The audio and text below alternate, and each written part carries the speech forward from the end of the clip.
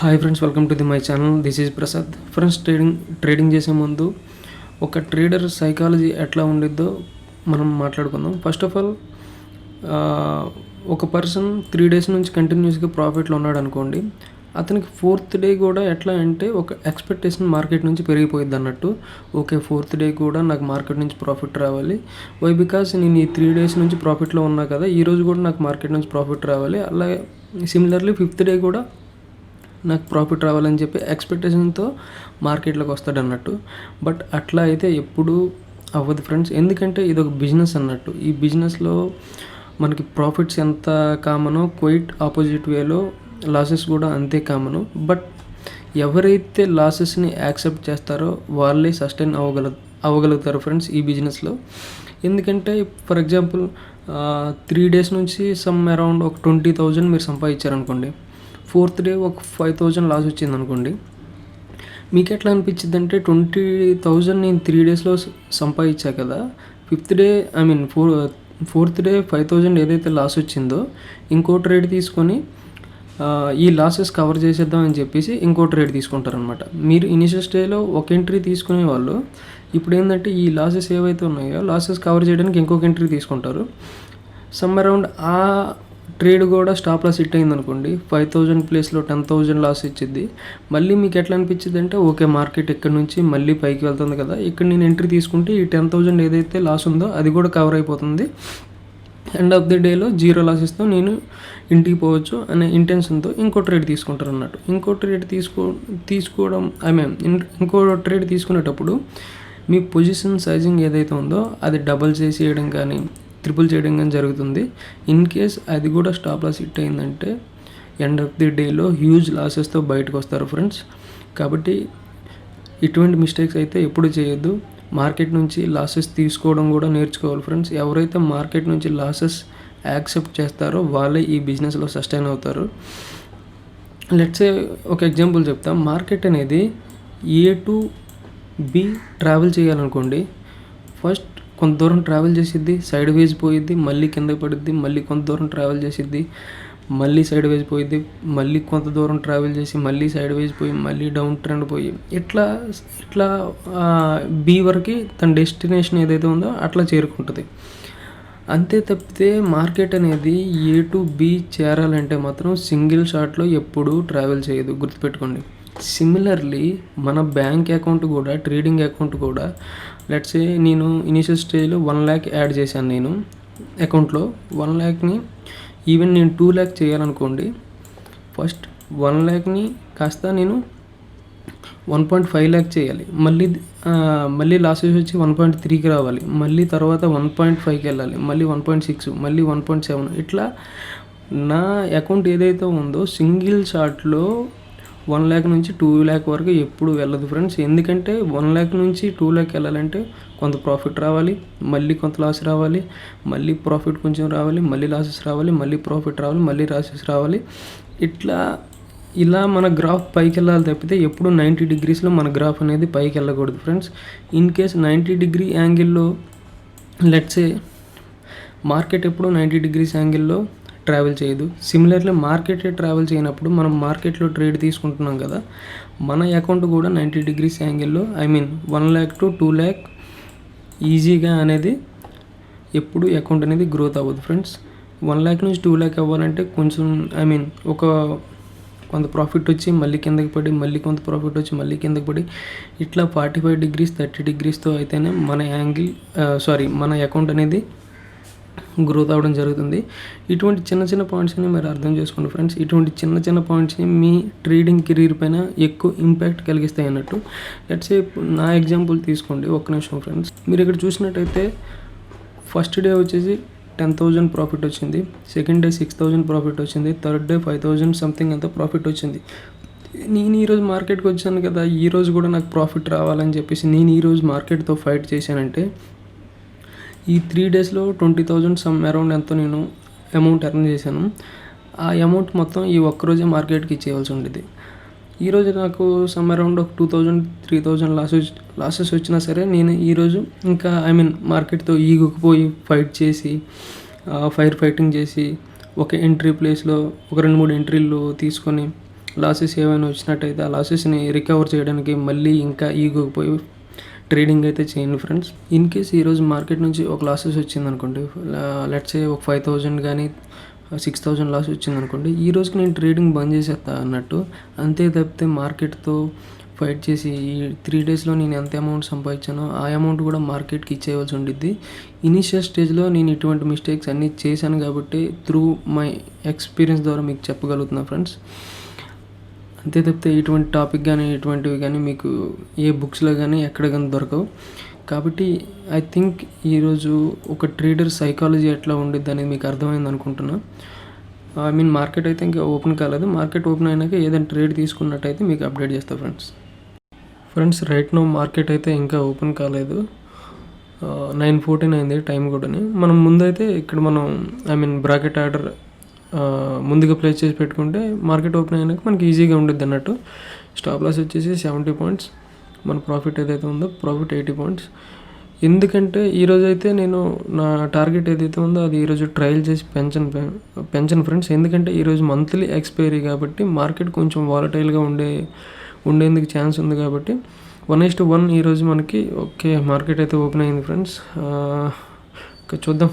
Order అయితే తీసుకుందాం. ఒక్క నిమిషం. మీకు ఆర్డర్ ప్లేస్ చేసినాక బై ఆర్డర్. ఓకే ఆర్డర్ అయితే తీసుకున్నా ఫ్రెండ్స్. ఏమైంది దీనికి?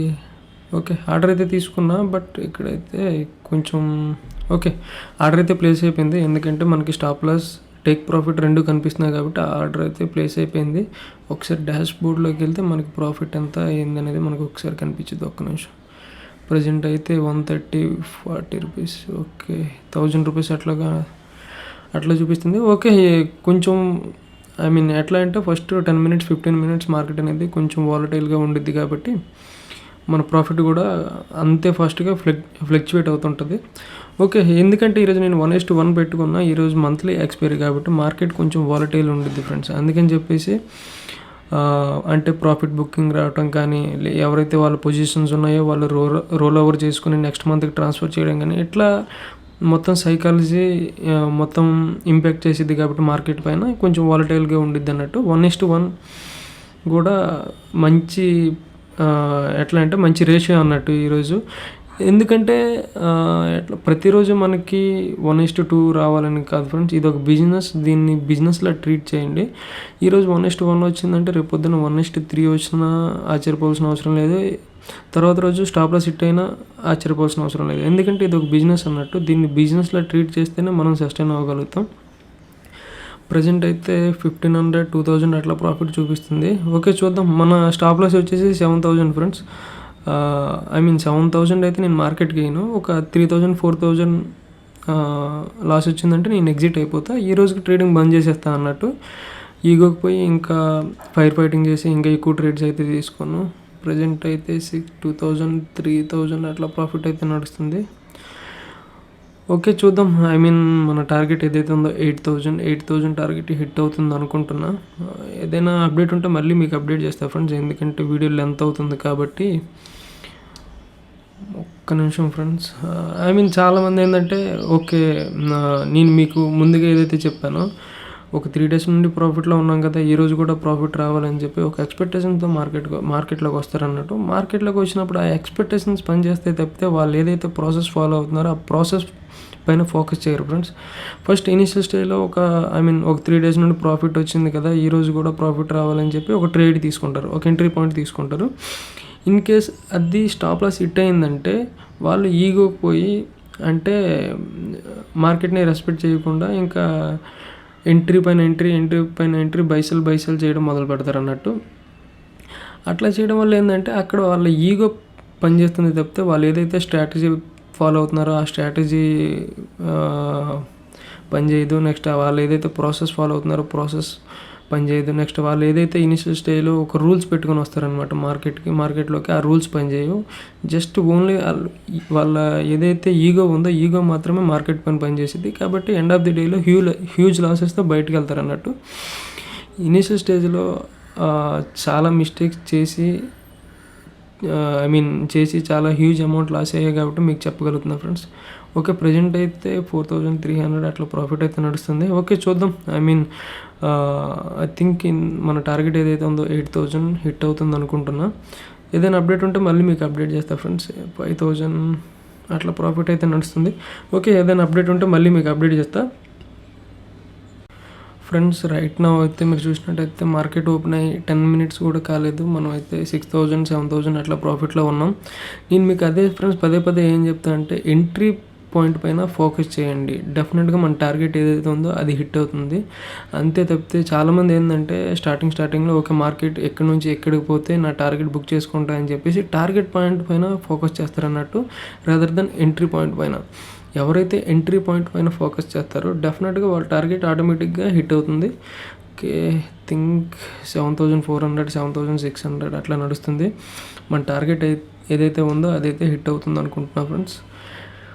ఓకే, టైం చూసినప్పుడు 9:25. ఓకే ఫ్రెండ్స్, టైం ఫైనల్గా చూసినట్టయితే మనకి 9:25 అయింది. ఐ మీన్ మార్కెట్ ఓపెన్ అయ్యి 10 minutesలోనే మనం ప్రాఫిట్ 8000 ఏదైతే ఉందో 8000 ప్రాఫిట్ అయితే వచ్చింది.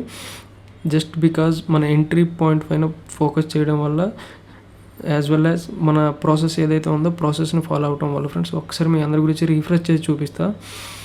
ఓకే, రీఫ్రెష్ అయితే అవుతుంది.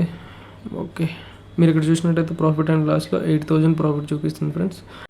మీకు ఫండ్స్లోకి తీసుకెళ్ళి చూపిస్తే ఇన్ డీటెయిల్గా అర్థమైంది ఫ్రెండ్స్. ఓకే, ఇక్కడ మీరు చూసినట్టయితే ఒక్క నిమిషం రీఫ్రెష్ చేసి చూపిస్తా. ఓకే, 1,33,000 అయింది ఇప్పుడు. మీరు ఇక్కడ ఇనీషియల్ స్టేజ్లో ఇనీషియల్గా అయితే 1,25,000తో స్టార్ట్ చేసాం. ఈరోజు అయితే 8000 ప్రాఫిట్ వచ్చింది. 1,33,000 ప్రాఫిట్ అయితే ఓవరాల్గా. మీ అందరి గురించి మళ్ళీ ఇంకోసారి రీఫ్రెష్ చేసి చూపిస్తా ఫ్రెండ్స్. ఒక్క నిమిషం. ఏంటంటే మనం 3 days నుండి కంటిన్యూస్గా ప్రాఫిట్ ఉన్నాము ఫ్రెండ్స్. ఈరోజు అయితే 4th day అన్నట్టు. మొత్తం కలిపి నేను ఇనిషియల్ స్టేజ్లో 1 lakhతో స్టార్ట్ చేస్తే మొత్తం 4 days కలిపి 1,33,000 అయితే ప్రాఫిట్ వచ్చింది. ఐ మీన్ 33,000 అనేది 4 daysలో మనకు ప్రాఫిట్ వచ్చింది. కంటిన్యూస్గా మనం 4 days నుంచి ప్రాఫిట్లో ఉన్నాం కాబట్టి. అట్లా అని చెప్పేసి రేపు కూడా ప్రాఫిట్ వచ్చిందని మాత్రం ఎక్స్పెక్ట్ చేయొద్దు ఫ్రెండ్స్. ఎందుకంటే ఇది ఒక బిజినెస్ కాబట్టి రేపు పొద్దున్న ఒక లాసెస్ వస్తాయి. కాబట్టి ఆ లాసెస్ని మనం ఎంత తక్కువ చేసుకుంటే అంత మంచిది అన్నట్టు. ఆ లాసెస్ని బిగ్ లాసెస్ కింద ఎప్పుడూ కన్వర్ట్ చేయకూడదు ఫ్రెండ్స్. ఇన్ కేస్ ఇప్పుడు 4 daysలో 33,000 నేను ఎర్న్ చేశాను. రేపు పొద్దున్న ఒక 10,000 మార్కెట్కి లాసెస్ ఇచ్చానంటే మనకి ఇంకా లాభం ఏముంటుంది ఫ్రెండ్స్.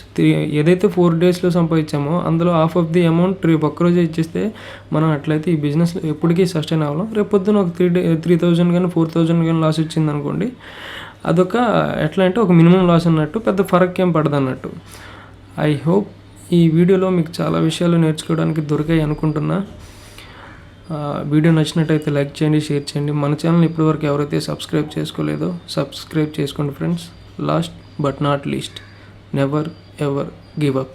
Thank you.